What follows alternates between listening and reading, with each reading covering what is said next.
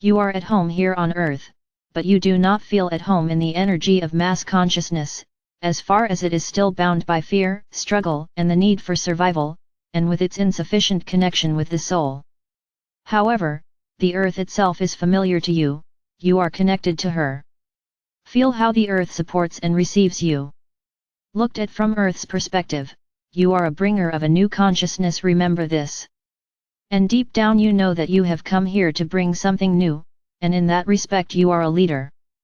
The world's leaders and leadership have become corrupt because they are associated with power, in the sense of exercising power over others, with the abuse of power. This usual idea of leaders presupposes the idea of followers. However, this is not the kind of leadership to which I am referring. The leadership that is inherent in you is that of being an exemplar, as one who carries a new energy, which is something you bring forth in your life. As soon as you begin to do this, a natural response arises immediately. Other people feel attracted to your energy, to what you radiate. You will then naturally feel attracted to guiding people in some way, or helping to change consciousness in the world. So, this inner process of becoming yourself, of recognizing and rediscovering your original self, goes along with expressing that self in the world around you. To be able to do this with confidence and decisiveness, it is necessary that you first understand what your role is, namely that you are a forerunner, a pioneer, that you come to bring in something new, that you are an iconoclast and will not walk along the beaten track. To find your place on earth and to actively set down your energy, you need to create your own space, and that will not be an existing space. You design and make something new that suits you, that is consistent with your natural predisposition, with your lifestyle, with your unique energy. So, when it comes to finding your soul's path, realize that this soul path is new and will not follow any established paths. It requires courage and audacity to create this path of relying on your deepest inner feelings. I invite you to do 2 short exercises now so your path can become clearer for you.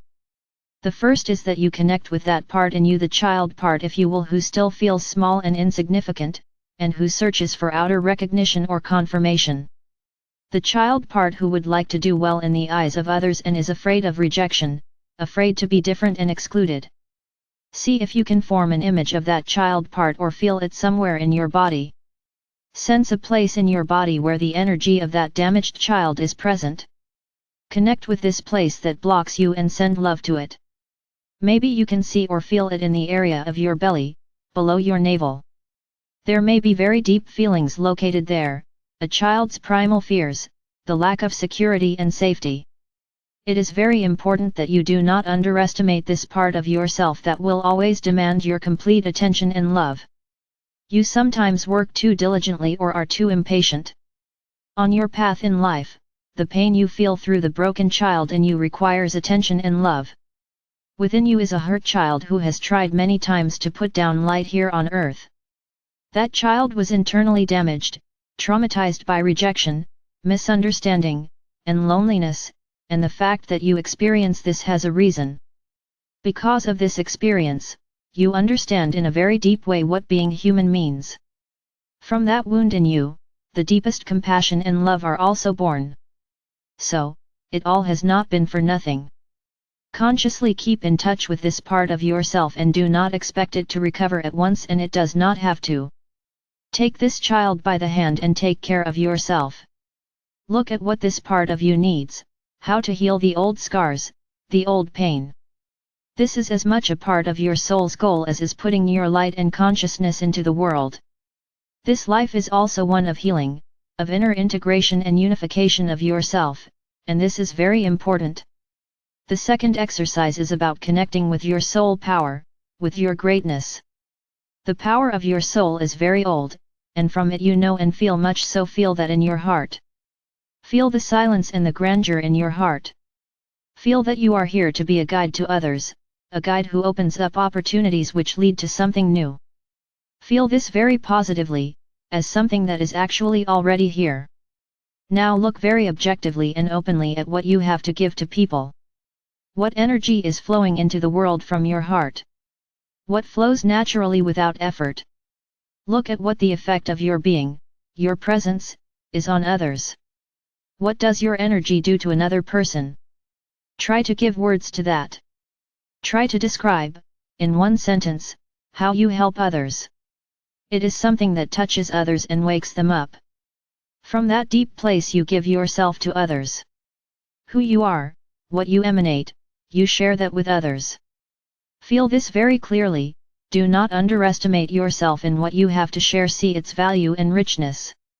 When you realize this fully, you are then taking yourself seriously.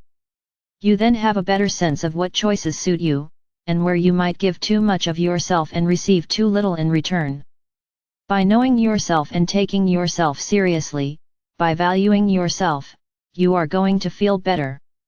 That is important because, in a way, you have to be economical with your own energy. You have to pay attention to it and to direct it well, because that energy is precious. Remember that you also carry a hurt inner child within you who needs care and nurturing.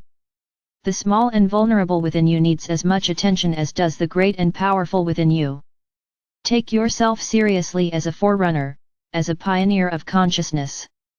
I salute you all out of this bond between us. It gives me great joy to be with you.